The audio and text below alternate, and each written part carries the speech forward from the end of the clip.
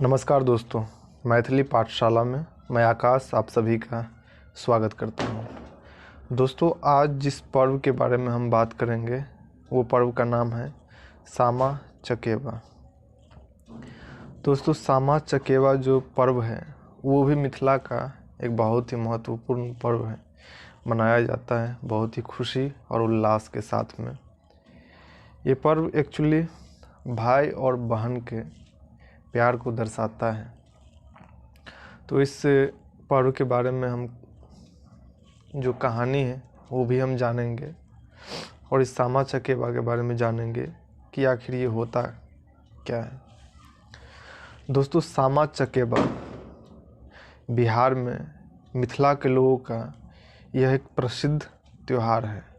भाई बहन के बीच घनिष्ठ संबंध को दर्शाने वाला यह त्यौहार नवंबर माह के शुरू होने के साथ मनाया जाता है।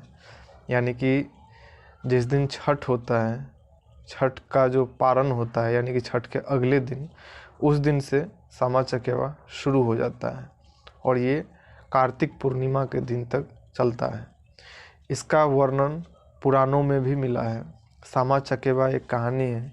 कहते हैं कि सामा कृष्ण की पुत्री थी। सामा जो थी वो कृष्ण भगवान की पुत्री थी, जिन पर अवैध संबंध का गलत आरोप लगाया गया था। कुछ एक दासी थी, यानी कि जिस गुरु के पास में कृष्ण की जो पुत्री थी वो शिक्षा लेने के लिए जाती थी, तो उस दासी ने उन पे एक गलत आरोप लगा दिया था, एक झूठा आरोप लगा दिया था गलत संबंध का। तो उसने सामा के पिता कृष्ण को जाकर के बताया। तो पिता कृष्ण ने गुस्से में आकर उन्हें मनुष्य से पक्षी बन जाने की सजा दी। लेकिन अपने भाई चकेवा के प्रेम और त्याग के कारण वह पुनः पक्षी से मनुष्य के रूप में आ गई। जब श्री कृष्ण भगवान को उस दासी ने झूठा आरोप लगाते हुए उन्हें अवैध संबंध का जो है सो झूठा कहानी सुनाया, तो कृष्ण जी ने गुस्से में आकर के अपनी बेटी सामा को मनुष्य से पक्षी के रूप में उसे बना दिया। लेकिन वो एक भाई ही था, उसका प्रेम त्याग जो उसे पुनः मनुष्य के रूप में ला दिया। शाम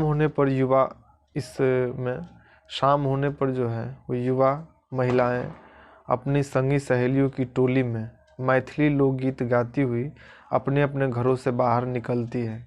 उनके हाथों में बांस की बनी हुई टोकरियां रहती है। टोकरियों में मिट्टी से बनी हुई सामा चकेवा की मूर्तियां, पक्षियों की मूर्तियां एवं चुगला जो होता है उसकी मूर्तियां रखी जाती है। मैथिली भाषा में जो चुगलखोरी करता है उसे चुगला कहा जाता है।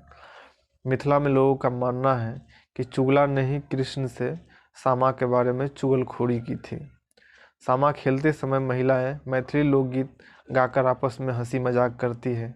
भाभी ननद से और ननद भाभी से लोकगीत की ही भाषा में मजाक करती है। अंत में चुगिला का मुंह जलाया जाता है और सभी महिलाएं पुनः लोकगीत गाती हुई अपने अपने घर वापस आ जाती है। ऐसा 8 दिनों तक चलता रहता है। यह सामा चकेवा का उत्सव मिथिलांचल में भाई बहन का जो संबंध है उसे दर्शाता है। यह उत्सव यह भी इंगित करता है कि सर्द दिनों में हिमालय से रंग बिरंग के पक्षियाँ मिथिलांचल के मैदान में के भागों में आ जाते हैं। वहाँ का जो नज़ारा देखेंगे तो उस तरह का आपको लगता है। सामा चकेवा का उत्सव पारंपरिक लोकगीतों से जुड़ा है। यह उत्सव मिथिला के प्रसिद्ध संस्कृत और कला का एक अंग है, जो सभी समुदायों के बीच व्याप्त सभी बाधाओं को तोड़ता है। यह उत्सव कार्तिक शुक्ल पक्ष के 7 दिन बाद शुरू होता है। 8 दिनों तक यह उत्सव मनाया जाता है और 9वें दिन बहनें अपने भाइयों को धान की नई फसल की चूड़ा एवं दही खिलाकर सामा चकेवा को मूर्तियों को तालाबों में विसर्जित कर देते हैं। गांव में तो इसे जोते हुए खेत में विसर्जित किया जाता है।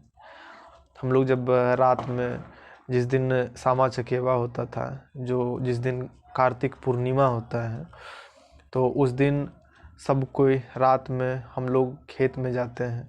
खेत में जो खेत जोता हुआ खेत रहता है उसमें, और फिर वहाँ पे जो लड़कियां होती है, औरतें होती है, वो सब जो सामा चकेवा का गीत होता है वो गीत गाती है। और जो भाई होते हैं वो सामा चकेवा को खेत में पटक पटक के तोड़ते हैं। उसके बाद फिर उसको वहाँ पे बहन जो है चूड़ा गुड़ वगैरह लेकर के खेत में पहुँची रहती है। सब कोई खाते हैं, खुशियाँ मनाते हैं, बम पटाखे फोड़ते हैं। इस तरह से मनाया जाता है। सामा चकेवा का जो कहानी है वो मैं आपसे बताना चाहूँगा। सामा चकेवा के उत्सव का संबंध सामा की दुख भरी कहानी से है। सामा कृष्ण की पुत्री थी जिसका वर्णन पुराणों में किया गया है। कहानी यह है कि एक दुष्ट चरित्र वाला व्यक्ति ने योजना रची। उसने सामा पर गलत आरोप लगाया कि उसका संबंध एक तपस्वी से है। उसने कृष्ण से यह बात कह दिया। कृष्ण को अपनी पुत्री सामा के प्रति बहुत ही गुस्सा हुआ। क्रोध में आकर उन्होंने सामा को पक्षी बन जाने का श्राप दे दिया। सामा अब मनुष्य से पक्षी बन गई।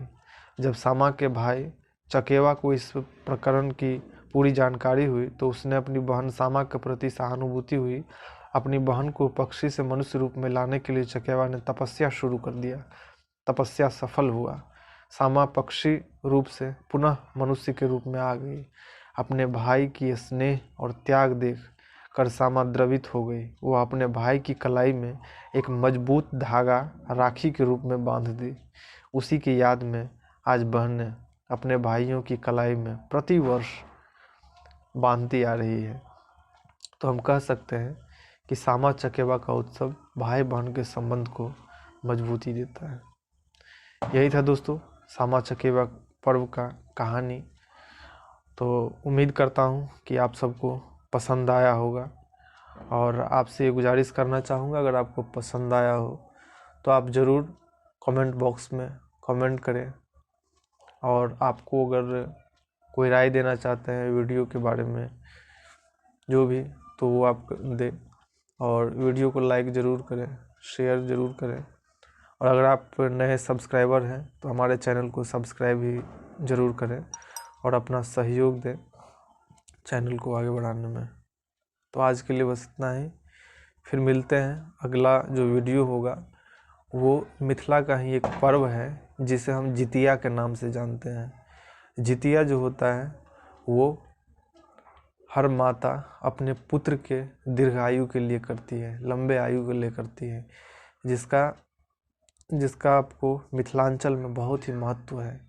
एक माँ और बेटे का पर्व है जिसमें माँ अपने बेटे के दीर्घायु के लिए करती है। तो अगले वीडियो में मैं जितिया का जो कहानी है वो मैं आपसे बताऊंगा, जितिया के बारे में बताऊंगा, क्या होता है, कैसे होता है। तो आज के लिए बस इतना ही।